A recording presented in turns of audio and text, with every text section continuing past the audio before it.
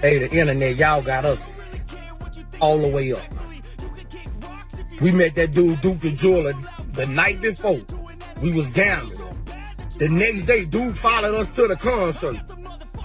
When we left out the concert, we under the garage. Dude went to his car by himself and walked down to the parking lot. That's when somebody tried to make... Welcome back to your daily dose of scandal and glamour. Blood-soaked dice clattered across the velvet table, the sound mixing with fake grins and forced laughs. But only one man was never walking out alive. Breathing Duke, the flashy jeweler, didn't die broke. He died draped in designer fits, surrounded by snakes pretending to be friends. Now the streets are whispering, mob ties got red on their hands, and the feds, they're circling like hawks. Duke didn't just get caught slipping. Nah, this was no accident. This was an execution. And here's the kickers. It didn't go down in some shadowy alley with masked nobodies. Duke was gunned down right after rolling out of a Boogie's dice game with people he thought were solid riding right beside him. The one that's tied to the dude that makes the loaded dice. Right? Check the play out. All entertainers, when you go to Houston, stay away from J. Prince Jr. The whole play going on. Here go the play right here. The play is a loaded dice. 1 minute it's love and handshakes, the next it's cold stares and slick little hand signals flying across the room. Those same faces are now being grilled under a federal spotlight. And 50 Cent, he's throwing gasoline on the fire, reposting shady messages, hinting this was no random hit at all. This was a setup, but it gets even darker. Just 2 weeks before Takeoff was tragically shot at a dice game, Duke himself had shut down a table at a J. Prince Jr. event. Word is, egos clashed when the wrong crowd started stacking chips, and once pride got bruised, tempers exploded. Now the entire mob ties circle. Boosie, J. Prince Jr., Lil Cam.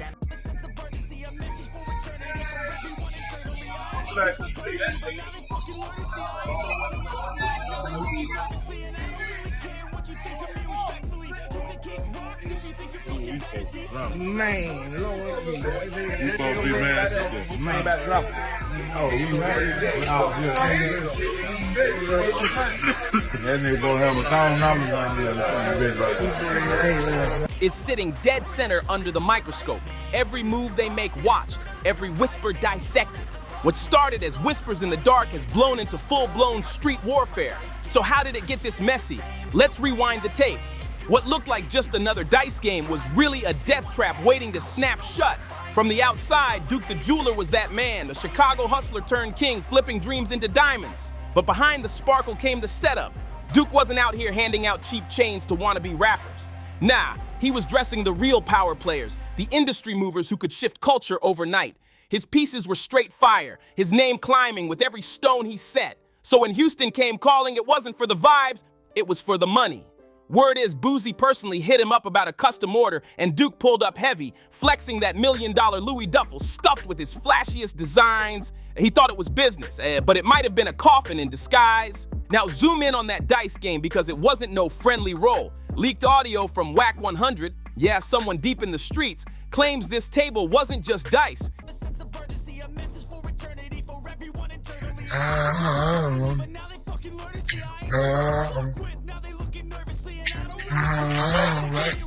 Went through a hard time but never gave up. I stayed tough, even when I got my chain stuck. Go through a hard time, but we know that what made us. Can't blame us, we love the script, cause that what paid us. Yeah, ain't glass, I know them niggas laid off. I call King like it, pressure going where I'm on. I can't even finally know how many nights I done stayed up. It was a straight up setup. Word on the block is J. Prince Jr. has been running what's now whispered as a rigged dice ring. And here's the chilling part. The same faces keep popping up every time. Lil Cam, Big Capri, and Wolf. 3 dudes rotating dice like clockwork while the room stayed distracted with smoke, liquor, and fake love. That trio runs the dice table like it's some underground ritual, nothing random about it. The dice don't roll free. They roll exactly how the house wants them to. The rule is simple. The house always wins, unless somebody slips up and breaks the flow. Walking to his car, some dude tried to rob him. Some dude tried to rob him.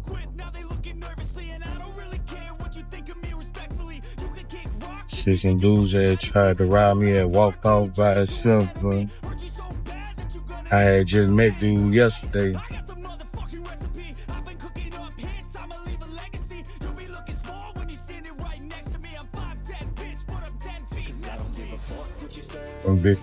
They try to rob dude, man. Dude must ain't get up. Folks for Flight Jack, we're up to departure, flight attendants, please bear the captain. Just met dude. And that night, somebody slipped big time. According to Wack, Duke scooped dice that weren't meant for him, then they were loaded. Suddenly, he couldn't stop hitting. Hundreds, then thousands, then stacks on stacks pouring in. The whole room got tense because when someone crashes a rigged game, it's not just bad luck, it's straight chaos. The operation falls apart, the cash flow stops, and the wrong people start losing money. And here's the deadly detail. Insiders claim J. Prince Jr. allegedly pockets 30% of every single dice haul. So when Duke started running it up, he wasn't just winning, he was eating straight off the boss's plate. And the worst part? Duke wasn't quiet about it. He was lit up that night, iced out in diamonds, tossing cash like it was a movie premiere and recording every flex for Instagram. That kind of spotlight doesn't just draw envy, and it paints a target on your back. And now watch this. Freeze the dice game footage at just the right second. In the garage, he must have walked outside to the parking lot. We was in the garage. We heard this, but it like they was far away in the parking lot. He must have went to his car or something. Dude was finna make a piece of him too. Hey.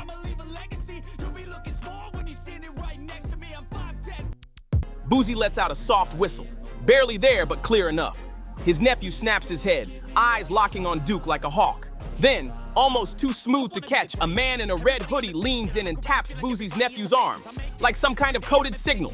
Instantly, the air flips. One moment, Duke's laughing, living like a king at the table. The next, the vibe goes ice cold, like the whole room knew what was about to drop, and it was like a silent countdown ticking in the room. Minutes later, Duke was gone.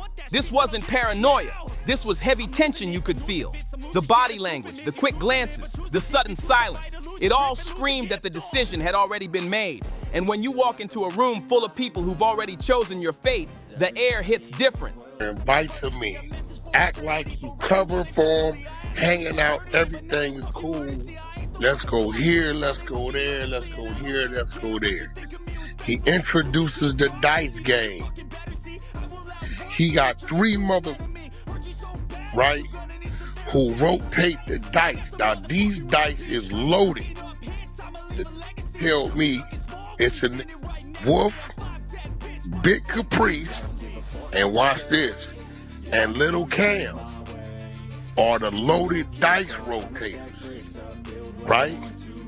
He said what?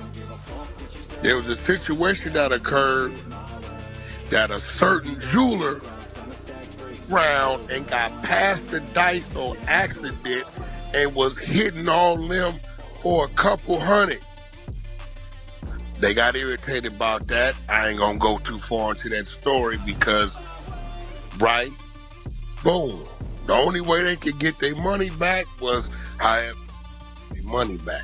He said, but Lil Cam, Wolf, and Big Caprice are the three designated to say I'm up, I got the next, and they pass the dice to each other, but they loaded. Now ask yourself this, if this was just some dice game gone left, why did Boosie, a millionaire, invite a man rocking over $1 million in jewelry into a room full of strangers he didn't even fully trust, and not offer a single layer of security? Why didn't J. Prince Jr., who's supposed to run that scene, make sure there was protection in place for an out-of-town jeweler dripping in 7 figures of ice? None of that adds up. Rewind it. Duke leaves the game. No bodyguards, no crew, no car waiting, just him, walking alone across a dimly lit Houston parking lot after hours of gambling with sharks, cash on the table, and diamonds shining like a spotlight. That's not just careless, and that's either reckless or intentional. And then it hits, gunshots crack through the night. Duke gets ambushed, fatally shot on the spot. But here's the twist that turns the whole thing upside down. In any robbery, what's the first thing they take? The ice, the money, the shine. But when Duke's body hit the ground, he was still wearing everything, and the chains, the rings, the $1 million drip he flaunted at Boosie's concert, all untouched. So what kind of robbery leaves the treasure behind? The kind that was never about robbery to begin with. And here's where the mic drops hard. Remember that Louis Vuitton duffel Duke carried? The one stuffed with unreleased high-end custom jewelry worth a fortune? It didn't vanish into the streets. It didn't end up in some pawn shop. Nah, that same bag straight up surfaced inside Boogie's house. Yeah, let that sink all the way in. Whether Duke handed that Louis Vuitton bag to Boosie during the game for safekeeping, or whether Boosie snatched it afterward, nobody knows for sure. But one thing can't be denied. That bag made it home. Duke did it. And how did Boosie explain all this? He jumped on a shaky Instagram live, sitting on a plane, voice tight, eyes darting, looking anything but calm. He claimed he barely knew Duke, said Duke just walked off. Really? Duke was supposed to be making you a custom chain and now suddenly he's just some guy you barely knew? You invite him to a private dice game, let him flash $1 million in jewelry, then let him walk off solo into a Houston night with no security? The math isn't mathing. And the way Boosie looked in that live, drained, nervous, like the walls were closing in, that wasn't the face of a man with answers, that was the face of a man feeling the heat. And then it got way uglier.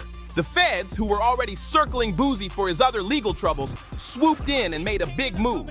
They pulled Duke's case into its own federal investigation. No delays, no burying it, just a straight pipeline to the truth. And the first bombshell, they tracked Duke's phone. The last place it pinged wasn't some random street corner. It was inside Boosie's recording studio. Unless Duke's phone magically grew legs and strolled in there, someone from Boosie's circle brought it. And they weren't even slick. No wipe, no reset, nothing. Just powered off cold, like someone held the button and killed it. And that's when the feds stopped playing games. They ran a full forensic sweep on Duke's rental car, and boom! Prints belonging to Boosie's nephew and his cousin lit up the report. And just when it seemed this case couldn't twist any harder, it flipped into something even darker. A witness chilling outside, just catching a smoke, stepped forward. And what they said changes everything. They claimed they saw Duke strolling alone toward his car. Calm, casual, like nothing was wrong. But out of the shadows, Boosie's nephew appeared, moving like he was waiting on the signal to strike. The witness says Duke felt the vibe shift instantly. He wasn't clueless. He allegedly swung first, trying to defend himself. But it didn't matter, and one quick move, and Boosie's nephew allegedly pulled the trigger. And here's the detail that blows the robbery excuse apart. They didn't even try to fake it. No stage struggle, no ripped chains, no missing jewelry. Why? Because this was never about stealing. This was about silencing. And the boldest part, they didn't dump the Louis bag, they kept it. That's not just sloppy, that's arrogant. Like they thought nobody would ever come knocking on their door. But somebody was watching, 50 Cent. And he started connecting dots that had everybody side-eyeing Houston's whole scene. Because here's the thing, every artist, every influencer, every pro athlete who touches down in H-Town hears the same quiet warning. Make sure you check in. It's not on paper, it's not on a billboard, but it's real. Pull up in Houston without showing face to J. Prince Jr. and the Mob Ties crew, you're basically walking into a lion's den. But here's the twist that makes it straight sinister. But what happens when the very people you're told to check in with are the ones setting you up? Let's not forget, J. Prince Jr. hosted that dice game. The same kind of setup where Takeoff lost his life and now Duke ends up dead too? That's no coincidence. That's a pattern. So ask yourself this, if J. Prince Jr. really runs Houston like he claims, then why is it that two men walked into his circle and neither one walked out alive? Something's way off here. Even Whack 100 couldn't bite his tongue. He blasted the whole setup, straight up calling it a scam ring. According to him, J. Prince Jr. plays the friendly host role, lures entertainers in, makes them feel protected, then walks them right into a dice game where his crew is already locked in, watching, plotting, waiting for the moment to strike. And now the fallout is getting ugly. Word on the street is artists are quietly pulling back. Labels are axing Houston appearances, promoters are struggling, events that used to be hot are cooling fast. The whole city turning radioactive. Even 50 Cent's been throwing bombs on social media, reposting clips, dropping shady captions, and pointing fingers at the entire setup in broad daylight. Some say he's tempting fate, others say he's the only one bold enough to speak what everyone else is too scared to admit. Meanwhile, Boosie, he's looking shaky. Sources say the feds are pressing him heavy, and this time they're not mixing Duke's case in with his old gun charges. Nope, they split it clean, zeroing in on that one night. They're digging into everything, his mansions, his money trail, even his own son's digital footprint. And here's where it gets messier. Word is Boosie's own girlfriend told someone that night she saw him run back inside the house looking panicked, like he was hiding something big. Yet he's still out here acting like he barely knew Duke, like his hands are clean. But people aren't buying it anymore. The whispers are getting louder. If Boosie falls, who's coming down with him? because Boosie doesn't move solo. His nephew's name is in it, his cousin's name is in it, and all of it stays tied right back to J. Prince Jr. And don't forget, J. Prince Jr. is already catching heat over Takeoff's death. Now all the threads are crossing and every road points right back to one spot, that cursed dice table.